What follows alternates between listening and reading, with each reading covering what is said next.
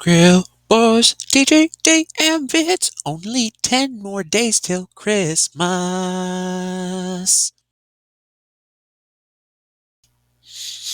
Why, yes. Hello, everyone. Welcome back to another Skrill Boys TGG and Vids video. Now, of course, it is the holiday season, and don't you worry your pretty little hats off. I will be making some more Christmas content, for it is the season, my season. But we're going to talk about something different. I'm going to do a different video today, and this is kind of mostly for an English project that I'm doing. But I feel like I should have made this video a long time ago. So let's talk about Disney, shall we?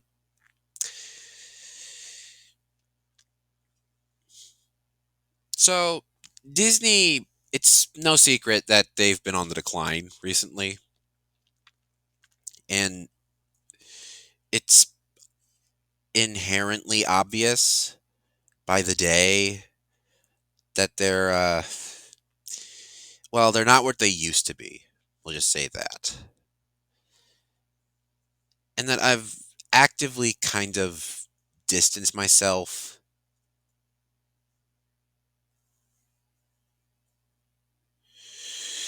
And yeah, I used to have Disney up to a higher standard as a kid. This is especially apparent in their theme parks. Now, I know you might be asking, what is it about their theme parks? Well, it's just that it's not what they used to be. We'll just say that. And that makes me kind of upset. So, let me tell you why. Why is it that Disney's theme parks, why is it that they are not as creative as they used to be? Let's find out together, shall we?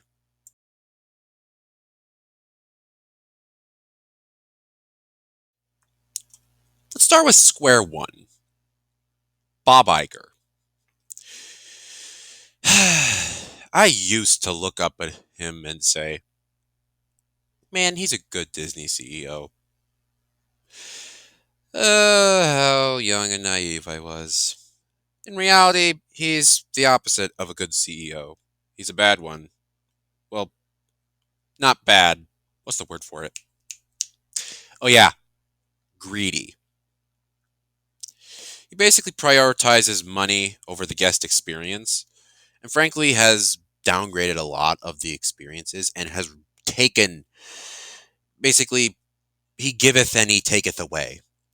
Take my boy Splash Mountain, for example. I mean, look at it. It it got massacred. Now, is it because I'm racist? Yes. Just kidding. No. I am not racist in any way. It's just that Tiana's Bayou Adventure doesn't really feel like a worthy successor to what, in my opinion, is Disney's, well, one of Disney's best attractions.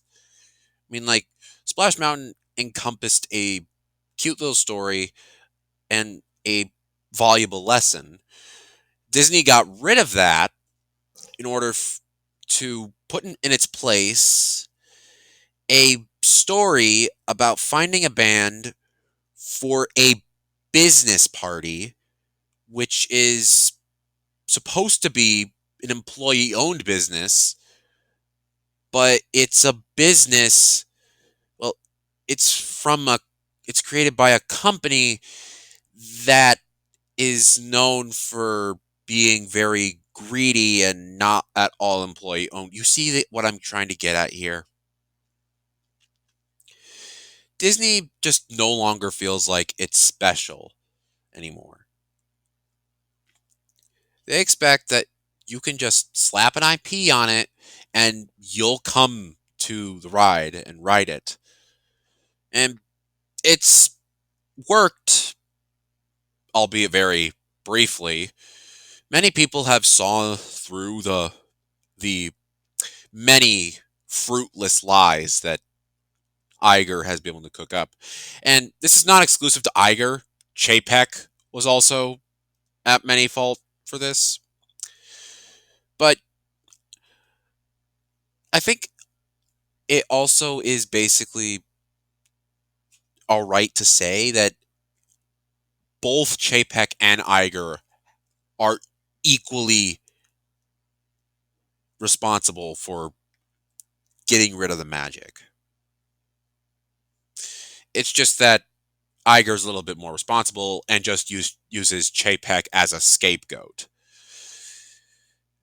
And you might be saying to yourself, but I need proof more than just Splash Mountain. Grow up, you baby. Oh, yeah, I'll show you the proof. And it's very, very clear where Disney is going in the theme park biz. The proof. I think it's very safe to say that, well, yeah, Disney's recent announcements are,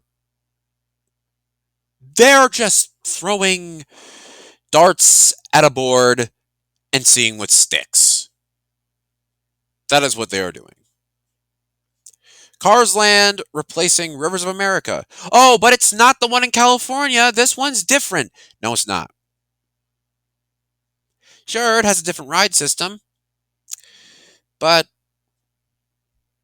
who cares about cars in 2024? I gotta say this right now, even though I love Cars 1 and Cars 3, Cars is the gayest franchise out of all the Pix all of Pixar's franchises. Not saying it as in, oh, they kiss. Like the gay that is stupid. It's the stupidest franchise to ever exist, mainly because that Cars 2 exists and also that it makes Disney stupid amounts of money in merchandising. Like seriously, why? And another example, Monsters Inc. replacing Muppet Vision 3D. You know, Jim Henson's last project. Like, dude, that's that's just disrespectful to everything that Jim and his company did for Disney back in the 90s, even though it was not a lot. But you're getting rid of the legacy of one of the most prolific entertainers that is on the level of Walt Disney. Oh, and here's the here's a cherry on top. They're going to defile Walt's grave, literally, and make an animatronic of him. Now, of course, I'm overreacting to this, but when the actual granddaughter of Walt Disney himself says that she did not approve of it, but a close brother-in-law said it could, some sus is going on behind the scenes, and I have, and I'll just say this, I don't blame the Imagineers for this. I blame Iger and Chapek. But it's mostly Iger. Iger just uses a bunch of other things, like, oh, we're creatively lazy, or oh, the Imagineers aren't doing what they're supposed to do and not falling in line with the standards. No, it's you and your corporate bigwig friends, Iger. Like a oh, but Nicholas, it's all fine. You like this stuff, right? I mean, like you love Monsters Inc., right? I mean, like you loved Cars as a kid, so why not just shut off your brain and and have fun? I can't!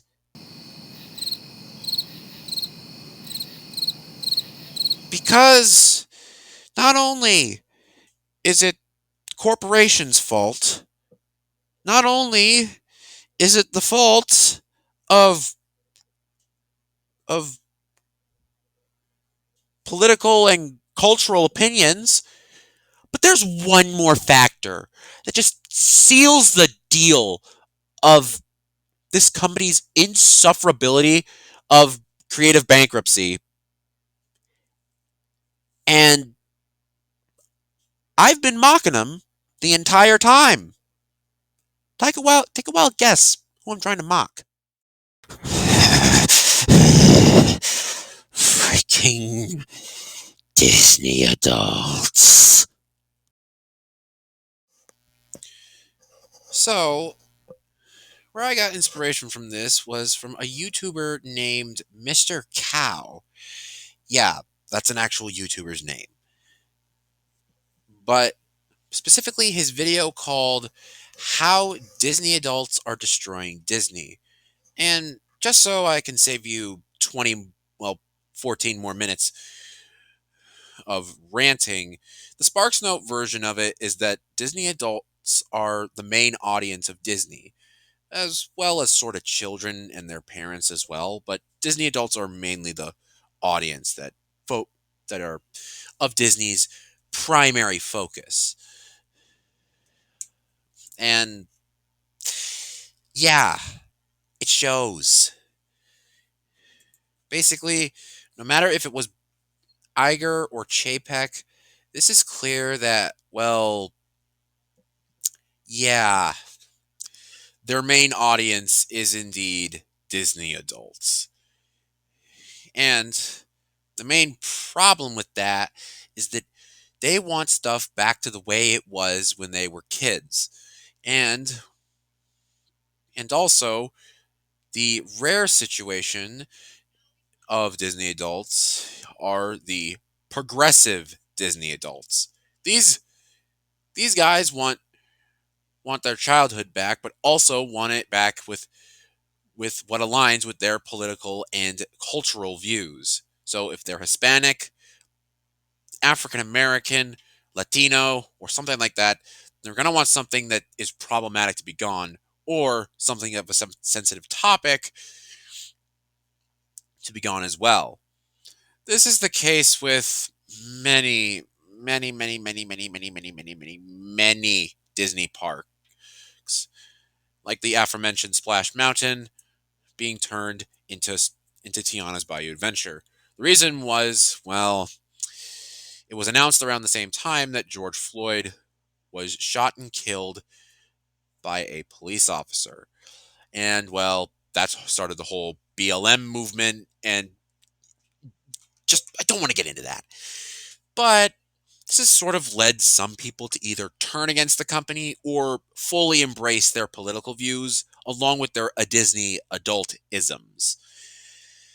This can lead to what I can only describe as the progressive Disney adult. Now, I am not in any way racist, as I stated, but come on. You can tell that from the tone of my voice, I want the good old days back too. I want the time where Disney actually was like something that stood for, well, it stood for quality entertainment because that's what Walt wanted to do. He wanted to make quality entertainment. It's only when after probably if I and probably maybe during the Eisner years is when Disney really started to pivot in trying to make it a more corporate business. But I think it's right after 2016 ended. That's when the corporatized nonsense started, and that goes as for the Disney parks as well. Pixar Pier being replaced by Paradise Pier being replaced by Pixar Pier. My bad. And then eventually a bunch of other things happening as well. And even still happening today, like Dinosaur being replaced by an Indiana Jones adventure clone, considering that, well, both of these both of these rides share the same ride system, that being the EMV, enhanced motion vehicle. But I think that it's just unjust that well that an attraction that is inherently something that is broken down and in need of a refurbishment gets replaced by corporateness. And I feel like that's pretty telling of what Disney's new business model is. So, another example of this is also rumors of the hanging corpse in the Haunted Mansion being removed. And honestly, I'm split on this. But the final nail in the coffin for me about this whole thing was Muppet Vision 3D being closed. It doesn't have to do with anything being progressive or anything, but I swear, if any Disney adult tries to justify this as a, oh, well, Muppet Vision 3D had this bit in it that's considered racist. So I mean, that's why it had to close. No, no, it didn't. You're just chilling now. Just sucks. Sucks. But how do we stop this? How does this stop? Well, I'm telling you right now, it ain't as easy as it looks. How do we fix it? So, I think the easiest way to fix this is just have someone new come in. And no, we're not bringing in Elon Musk. That would be a disaster. That would be a disaster. A total disaster. Instead, we need to bring we need to bring someone in that oozes creativity, that for lack of a better word, is like Walt. Someone who doesn't care about the money, who actually cares about the artists, and for lack of a better term, someone who can actually bring the magic back. And honestly, I feel like the only way we're gonna have to do that, if the situation stays the way it is that we're gonna have to, well, we're gonna have to make our voices heard. I know it sounds kind of cheesy.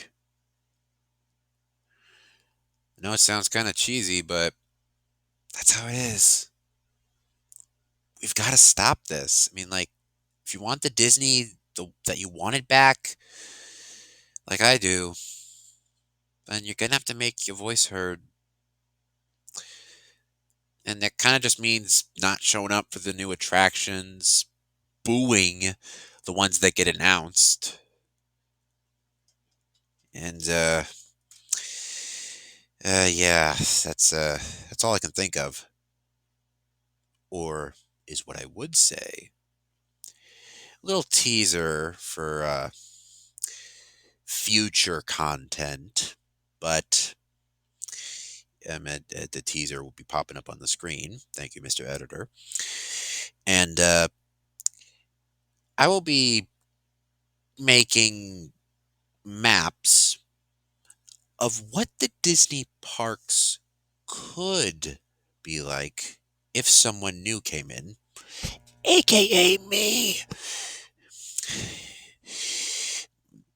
aka moi, and um, uh, it's going to be a new series called um, "How I Would Run the Disney Parks" or something like that. A work in progress, but if you want to see it, you're gonna have to check out this channel. But some final thoughts and some final, well, really just the final thoughts of for the video is that Disney's just, well, at least the theme parks for this kind of subject, they ain't they ain't what they used to be. If it, I mean, like, if you want a preview of what I'm want to do, it's a significantly uh, reduce the IP usage. I mean, like, good God, man, why do we got to do this? And get some original attractions, let the Imagineers have creative control, all that stuff, and and also bring some classics back, like bring Splash Mountain back, like bring the original Journey to Imagination back, and bring the Great Movie Ride back. But that's all cliche, and that's all for next time. So, if you enjoyed this video, don't forget to like, comment, and subscribe. And why don't you give this video a share? So that way people know that I exist and the algorithm can support this channel. Well, anyways, hope you all enjoyed it. Long live the Skrills. 10 days till Christmas. Night, everyone.